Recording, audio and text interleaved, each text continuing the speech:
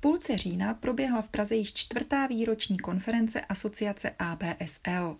Zúčastnilo se jí několik set čelných představitelů oboru sdílených podnikových služeb, zahraničních investorů, zástupců státní správy a expertů z oblasti lidských zdrojů a technologií. Konferenci zahájil prezident asociace ABSL Ota Kulhánek prezentací nejnovějšího průzkumu segmentu sdílených podnikových služeb. Ten dle nejnovějších údajů v České republice meziročně roste o 19% a tvoří již 3% zdejšího HDP. Celkem dávají firmy podnikající v této oblasti práci 75 000 zaměstnanců. Cílem konference bylo představit hlavní trendy, které ovlivňují obor podnikových služeb. K těm patří v prvé řadě lidé, vzdělávání, technologie a kultivace pracovního prostředí. Ve 20 prezentací a panelových diskuzí byla diskutována i další témata, například význam podnikových služeb pro českou ekonomiku a potenciál, jaký český trh nabízí pro další růst. I když firmy z této oblasti nabízejí nadstandardní mzdy, stále složitěji hledají vhodné kandidáty na zvyšující se počet pracovních pozic.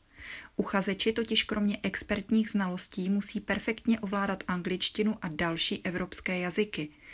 Obsah konference proto důkladně rozebral nejen moderní strategie náboru, ale i mzdovou úroveň segmentu, nabízené benefity a pracovní prostředí, které zaměstnance rovněž motivuje k přijetí pracovní nabídky.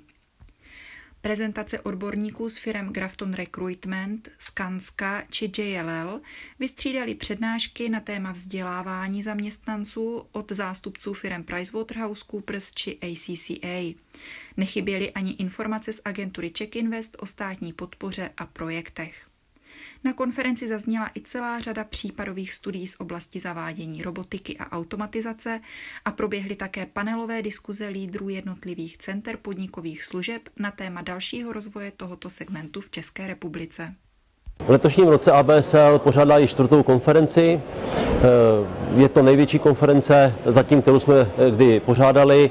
Schází se tady víceméně než 300 odborníků z celého sektoru, kteří mají možnost se potkat, mluvit o svých problémech, mluvit o svých úspěších.